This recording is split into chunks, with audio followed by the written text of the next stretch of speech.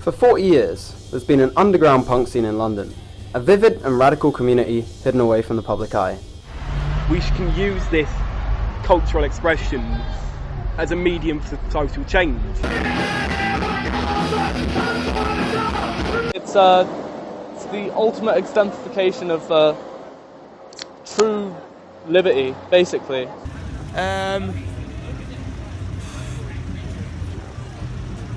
I don't know,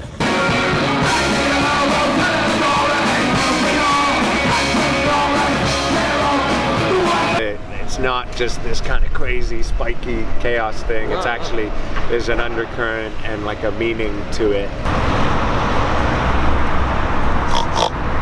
Be a punk, I reckon, is to... I mean, obviously you got to spit in every old person's face. Now, this is a loud, aggressive movement of disenfranchised young working class people. In this documentary, I've interviewed a variety of people who can help me to paint a picture of the current DIY punk scene, linking back to its roots and also having a look at some of the great things that have been achieved by this community of people. I'm Dave. I'm a London punk, and I can't help but notice how inaccurate the public's view of punk is. In this documentary, I'm hoping to shed some light and answer the misconceptions about punk and the current scene which is going on right now.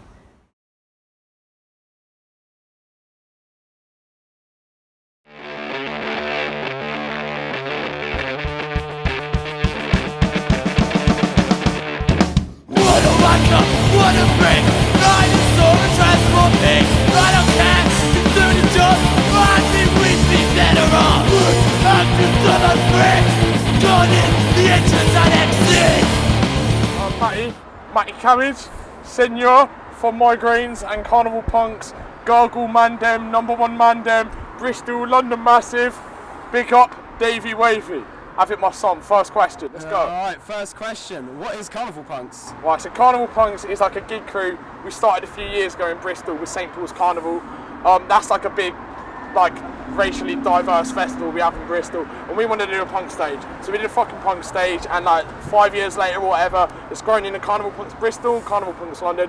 Our ethics is do cheap gigs, do them for free, put on bands of all musical diversity, gender, racial, gay, fucking whatever diversity, and just get everyone in here for cheap, cheerful, punk rock, every genre fucking have it, you know?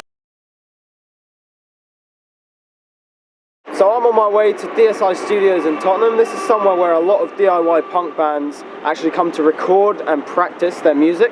So it's right in the heart of Tottenham near Seven Sisters and Bruce Grove. It's down the road, 5-minute walk from T Chances, which is one of the most popular DIY punk venues.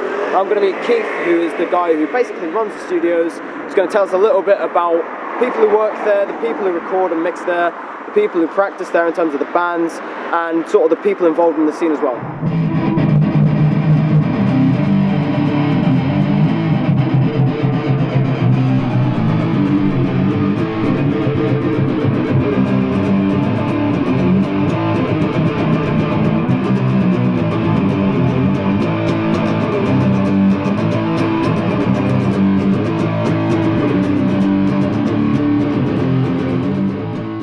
So I'm Keith. I work at and run DSI Studios in Tottenham with a bunch of other people. It's a volunteer-run cooperative studio that sort of, I suppose, operates somewhat within the underground punk scene in North London at this point. Yeah. So yeah.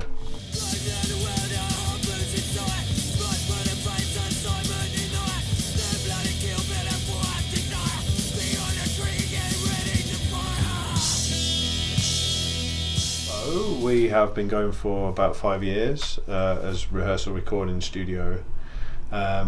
We are located very close to T Chances, the venue in Tottenham, so obviously we've got a little bit of crossover in terms of a lot of the bands that play there know about this place. Some of them have obviously rehearsed here or recorded here or something like that, but yeah, it's a space, I think, for anybody who wants to come and be creative as far as possible and to sort of develop themselves as a musician. We just try and provide as good facility as possible for people from all sorts of spheres of music.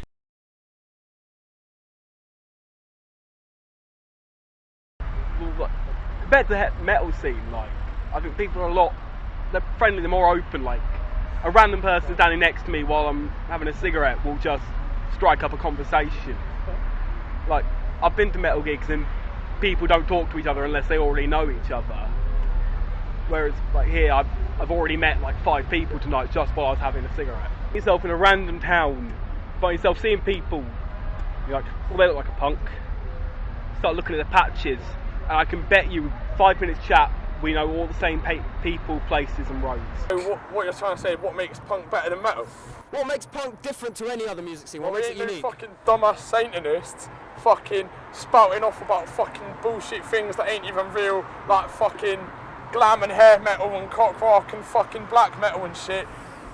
A lot of the punk scene is basically just like normal people talking about problems that they face in their everyday lives, whether it be jobs or fucking, whether the fact their fucking parents don't like them or whatever, you know? Like, it's people dealing with stuff that actually matters, and it's more of like a real political thing than it is not. Not that I'm saying I sing in overtly political bands, I play in like a party band and an emo band, innit?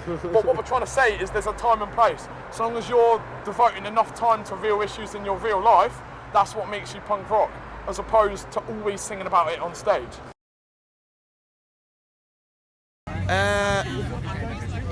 Well, there's Tea Chances, which is fucking sick. There's DIY Space for London, which not really my cup of tea, but I think they've had some good gigs there. But that's a whole nother kettle of fish. And that's about it, really, to be honest. Yeah. Like even like shit like the Unicorn is owned by What about like Deptford, New Cross? Well, I mean, there are venues there, but like the Bird's Nest and shit. But again, they're not actually DIY. They're normally owned by like some company which owns their pub. Yeah, like it's like, yeah, it's like even the Dev and all these pubs are owned by like some company.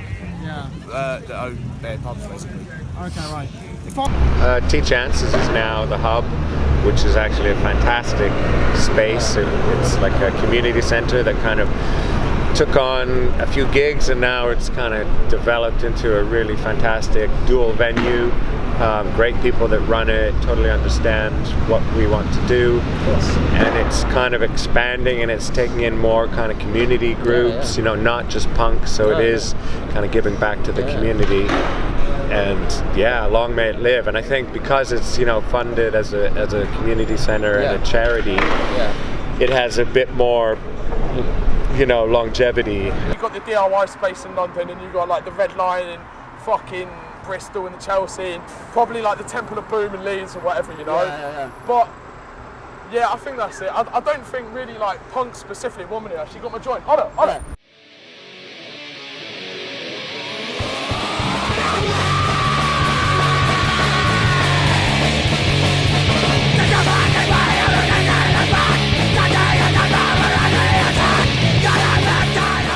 With the venues in the past maybe 10-15 years, kind of what's been happening?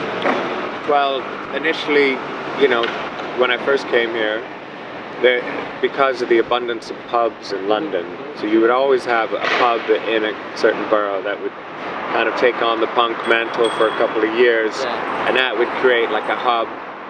And then running in conjunction with that, there used to be a lot of squat gigs. So you would squat in a warehouse or an old factory. That's kind of eliminated now. So that's one aspect, one outlet we've lost. And now what's happening with the property development is all these kind of pubs that were kind of on their dying legs. You know, we would go in and say, hey, do you want like 300 or 400 heavy drinkers on a Friday night? You know, make sure you get all the barrels in. And then they would make money, and we would have a space, and it would we'd nurture a relationship with these people, and they would kind of understand the community, and it's not just this kind of crazy, spiky chaos thing. It's actually, there's an undercurrent and like a meaning to it, and it's a community, and it's about spreading awareness. And it was always like the kind of Hackney Empire stage bar, but it was super alternative before. We had the Albion pub in Stoke Newington. It was like the 90s and the early 2000s. Yeah. And so we would do punk nights every Thursday, and it would just be a regular drinking crowd of punk rockers. So you had nothing to do, you could just go in there, a bit like what the Dev is now. So you lose this hub. That's why it's so heartbreaking when you have a pub like the Grosvenor that really galvanizes scene, and it was kind of getting on everyone's radar. You know, when people from other countries are mentioning, oh, I went to the Grosvenor in London, it was amazing, and it's like a focal point. And then when that gets shut down because of property developers or noise abatement bullshit, everyone disperses, and then some people drop out, and then the scene shifts a bit, and then it's a real struggle, you know, it's like a real stroke against us. So then somewhere else will come up.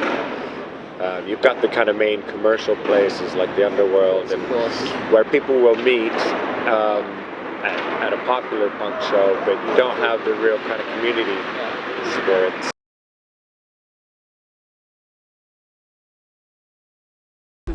As long as punk has been something more than an obnoxious fashion statement, punk has been explicitly radically political. Like the moment punk stopped being just a fashion statement was Crass, and Crass stood up and said, nah, this is a loud, aggressive movement of disenfranchised young working class people. We can use this cultural expression as a medium for social change, and ever since that is what punk is. If you're not committed to those kinds of things, you're not a punk, you're just a knobhead with spiky hair. Right. I think it's hugely integral, and I think, like you're saying, in the last few years it does reinvent itself, and there's a new crew of kids that come up and reinvigorate the scene, and I think it's more kind of positive and active than it's always been active in different ways, different pockets do different things, but I just think the kind of general scene now is quite really inclusive, and lots of activism, from like Hunt Saboteurs to Antifa to all kinds of stuff. You know, we had like the... What the fuck did I get know?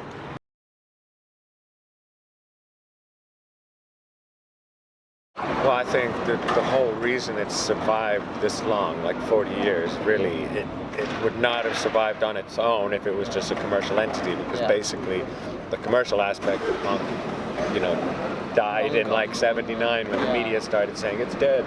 And then people are like, no, it's not, because I'm not done with being a punk. And so the DIY aesthetic, where people were just squatting and doing punk gigs, and only punks would come and be no mention in the media or the press. Never, no.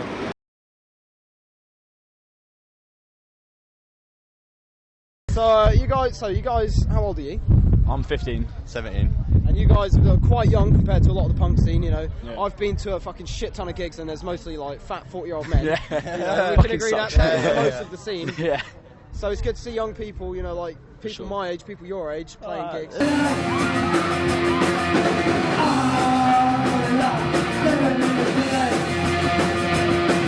There's a shit ton of young kids in it now, like people forming their own bands. Talk a bit about that. Oh, he's young. Fucking he's young. There's a lot of young kids here. Like, the newer bands that play will get a newer audience. Yeah. But older bands like Chaos UK and fucking Agnostic Front and them bands that I like. Yeah. So the OG bands get the OG audience as well as the younger audience, but the younger bands they mainly get the younger. Mostly. So like the young bands that are playing tonight, there's fucking they're all young kids that are here. There's like not many old men here. It's mostly like an under 25, under 30 audience today, which is good. Yeah. It's good. There's a lot of people who see punk as this whole 77 Sex Pistols thing, but it's not that, is it? A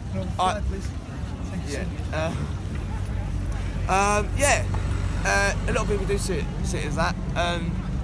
Personally, to me, that is the least punk thing ever.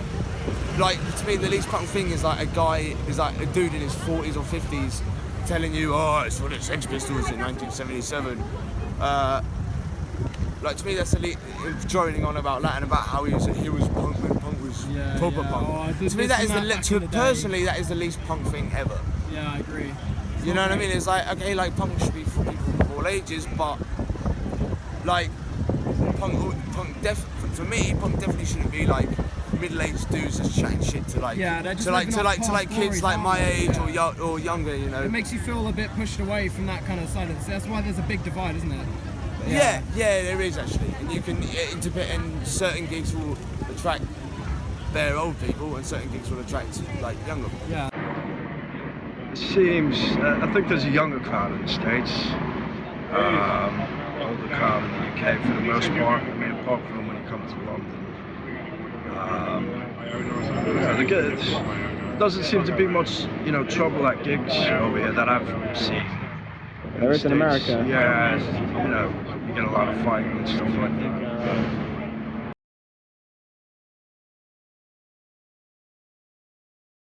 If you wanted to go to some punk gigs in London, the best place to go would be Eroding Empire, the gig listing. They have like a continuously updated calendar, and I would say most of the scenes that make up the punk scenes in London are aware of that and sort of would post. So most days you're going to be able to find a punk gig on there, and then just start talking to people. And I suppose just keep going to those kinds of gigs that are listed on that site, and you will go around all of the venues, and you'll eventually meet all of the people that are involved, and you'll see what the whole thing is about. That's probably the thing that I would say. Yeah. I don't think that. In conclusion, punk is more alive than it's ever been, with active DIY scenes all across the world and new ones popping up at an increasing rate. It's more relevant now than it's ever been, and if you look at it as more than just a fabricated stereotype in the media, you can see it's a truly amazing community of people dedicated to good causes and making a positive change in the world. I'd like to give a huge thanks to everyone who helped me and supported me in making this documentary, especially all the solidarity from the DIY scene in London.